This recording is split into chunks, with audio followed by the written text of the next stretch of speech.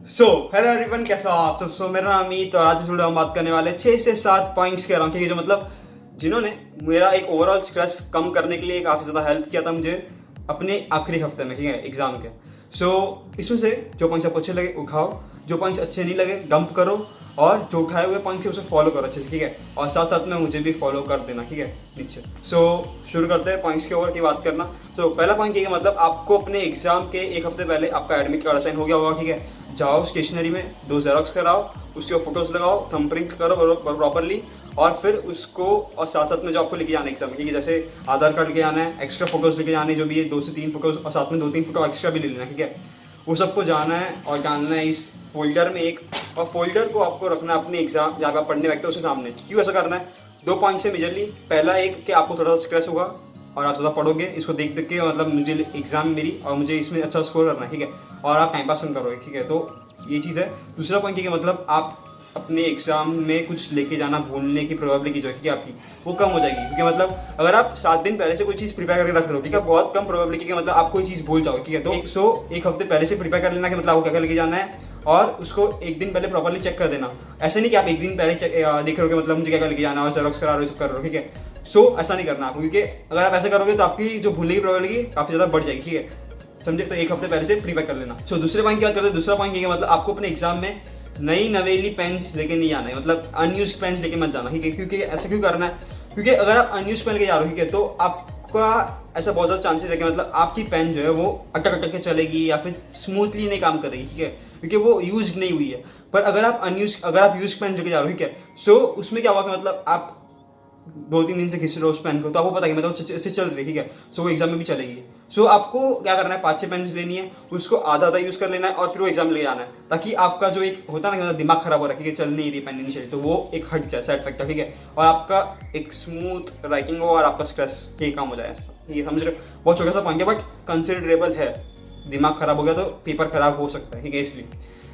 Third point की बात करते हैं। थर्ड पॉइंट ये है मतलब आपको अपने एग्जाम में जाने के एक दिन पहले ज़्यादा पानी पीना चाहिए, मतलब बॉटल लेके बैठना अपने बाजू में, और हर आधे घंटे में सिप मारना। क्योंकि क्या होता है कि मतलब आप जो आज पानी पी रहे हो, ठीक है, वो कल आपकी बॉडी में यूटिलाइज होने वाला है।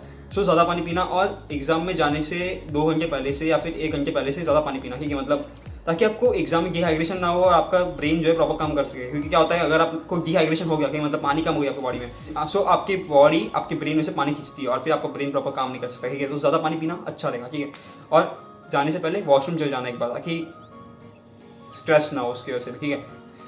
अभी फोर्थ पॉइंट की बात करते हैं। तो फोर्थ पॉइंट ये है मतलब अगर आपकी एग्जाम जो है वो 2 बजे की है, तो आपकी बट ऑफिस एंट्री टाइम जो होगी वो 1 बजे की होगी, ठीक है। आपको अपने एग्जाम में एंट्री टाइम से 1 या फिर 1.5 घंटे पहले पहुंच जाना चाहिए। क्योंकि क्यों ऐसा करना चाहिए? क्योंकि आपको पता नहीं कि मतलब आपके साथ क्या हो जाए, आपकी ट्रेन लेट हो जाए, आपको ट्रैफिक जाम में आप अटक जाओ, आपका कुछ फ्लडिंग हो जाए। ऐसा होना नहीं चाहिए बट हो जाए, ठीक है, कंसिडर करना पड़ता है, ठीक है, अगर एग्जाम में बिना स्ट्रेस के जाना तो आपको 1 या 1.5 घंटे पहले ही आपके एग्जामिनेशन सेंटर पे पहुंचना चाहिए। क्योंकि इससे पहला फायदा तो आप एक अपना स्ट्रेस फैक्टर कम कर रहे हो। दूसरा फायदा ये कि मतलब आप वहाँ पे जो एनवायरमेंट है, ठीक है, जो आपका जो एग्जामिनेशन एनवायरमेंट है उसमें थोड़े घुल मिल जाओ और थोड़े से स्ट्रेस फ्री हो जाओ, समझ रहे हो, थोड़ा सा मतलब होता है चिल मारो, ठीक है, वहाँ पे आके। तो ये चीज़ करनी है।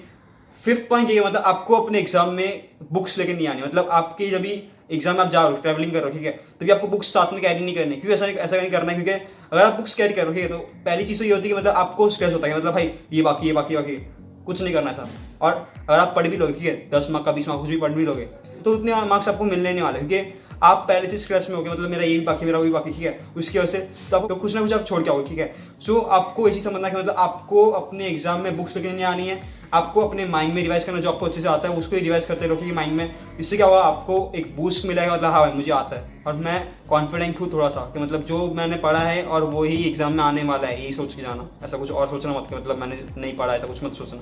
आपने जो पढ़ा है वही एग्जाम में आने वाला है, तो ये सब सोच के जाना और बुक्स मत लेके आना, ठीक है। फालतू बैग कैरी करोगे, मतलब बैग भारी करोगे, सिर्फ और सिर्फ ये फोल्डर, वाटर बॉटल और पेन लेके जाना, ठीक है, बस खाली, और कुछ नहीं चाहिए हमें, समझे। अभी 6th पॉइंट की बात देखिए। तो 6th पॉइंट ये है हमारा कि मतलब आपको अपने एग्जाम से पहले थोड़ा सा योगा कर लेना चाहिए। और अगर आपको बहुत ज़्यादा स्ट्रेस हो रहा है तो आपको ये करना चाहिए, मतलब आपको अपने नोज से ब्रीथ करना चाहिए और माउथ से रिलीज करना चाहिए। तो आपका जो स्ट्रेस है वो कम हो जाता है। ऐसे करना चाहिए ताकि आपका जो माइंड है थोड़ा स्टेबल हो जाए और थोड़ा स्ट्रेस कम हो जाए। और एक और चीज़ है कि मतलब आप स्ट्रेस से कम कर सकते हो, आप डांस कर लो, ठीक है, कबाड़ी वाला डांस करो और गाना बजा लो, ठीक है। थोड़ा बहुत गाना बजाना मैं प्रेफर नहीं करता था क्योंकि मेरे एग्जाम में गाने बजते थे फिर, इसलिए मैं प्रेफर नहीं करता। पर आपको प्रेफरेबल है तो आप कर सकते हो, ठीक है, गाने बजा सकते हो। मैं नहीं करता था, मेरा ये प्रॉब्लम था क्योंकि मेरे एग्जाम में गाने बजते थे, इसलिए जान दो। अभी पॉइंट नंबर 7 की बात करते हैं तो पॉइंट नंबर 7 है कि मतलब आपको पहले एग्जाम में अपने वो क्वेश्चन चुकाने जो मतलब इजीली हो रहे हैं और इजीली कर रहे हैं, क्योंकि ये आपका कॉन्फिडेंस बढ़ा देगी, ठीक है। और कॉन्फिडेंस ऐसी चीज़ है जो मतलब आपको चाहिए इनिशियली, उसकी भूख होनी चाहिए आपको, क्योंकि अगर कॉन्फिडेंस है आपके पास तो आप हार्ड से हार्ड क्वेश्चन फोड़ के आओगे, और नहीं है तो जो इजी वाले क्वेश्चन है वो भी चाहिए, ठीक है। सो समझना कि मतलब कॉन्फिडेंस चाहिए आपको। और अगर आपको कॉन्फिडेंस बढ़ाना है कि मतलब मैंने एक वीडियो बनाई थी कि मतलब आपको कैसे अटेम्प्ट करना चाहिए पेपर, वो वीडियो देख लेना एक बार के लिए, ठीक है। तो उससे आपको पता चल जाएगा मतलब आपको कैसे अटेम्प्ट करना है, क्या ट्रैप्स होते हैं, हर एक चीज़ के बारे में पता चल जाएगा ओवरऑल। सो 6 पॉइंट क्या है, आपको योगा करना है। सो 7 पॉइंट क्या है, मतलब आपको अपना जो है कॉन्फिडेंस बढ़ाना है। 8 पॉइंट क्या होता है, तो 8 पॉइंट ये है मतलब आपको अपने एग्जाम में अगर नहीं आ रहा है, ठीक है, कुछ 2-3 सवाल नहीं बन रहे, छूट रहे आपके, तो आपको क्या करना है, आपको पहली चीज़ ये देखनी कि मतलब उसमें से कोई ऑप्शंस एलिमिनेट हो रहे कि नहीं हो रहे, ठीक है।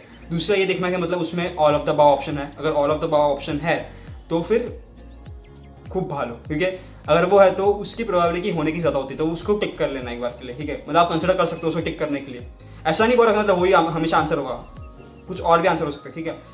चौथा पॉइंट ये है मतलब अगर आपको कुछ भी नहीं समझ रहा है, मतलब एलिमिनेशन भी नहीं हो रहा है मेरा, कुछ ऑप्शन भी नहीं जा रहा है और ऑल ऑफ द अबव भी नहीं है, ठीक है, तो मैं क्या करूँ, तो आपको जाना है, बे किक करना है और निकल जाना है। क्योंकि मैंने ऐसा प्रेफरेबली किया था, क्योंकि मैंने जो मुझे नहीं आया था, क्योंकि मतलब कुछ समझ में नहीं आता क्या करना है उसमें, I just go B tick खत्म, ठीक है। टाइम वेस्ट मैंने ज़्यादा नहीं किया था, फिर खाली बी टिक कर दिया। या फिर आपको ऐसे कुछ लग रहा है कि मतलब हाँ भाई ये आंसर हो सकता है, तो फिर उसको टिक करना है, और कुछ बोल नहीं सकते। सो आपको समझ में आ गया होगा कि मतलब आपको क्या करना है। सो ये सब चीज़ें फॉलो करना ताकि आपको कहीं ना कहीं अच्छा इफेक्ट मिले अपने एग्जाम में। मैंने ये सब चीज़ें फॉलो की थी, ठीक है, तो लेना सबको कंसिडरेशन में और फॉलो करना चीज़ें। So that's all for this video. मिलता है आपको नेक्स्ट वीडियो, तब तक के लिए थैंक्स फॉर वॉचिंग, और लाइक करके आना, कमेंट करके आना वीडियो में, ठीक है, जो भी आपको करना है। और जो भी सजेशन हो गया, मतलब आपको कौन सी वीडियो चाहिए वो भी कमेंट कर देना मुझे। तब तक के लिए all the best for your exams, और अच्छे से प्रिपेयर करो, और बाय बाय।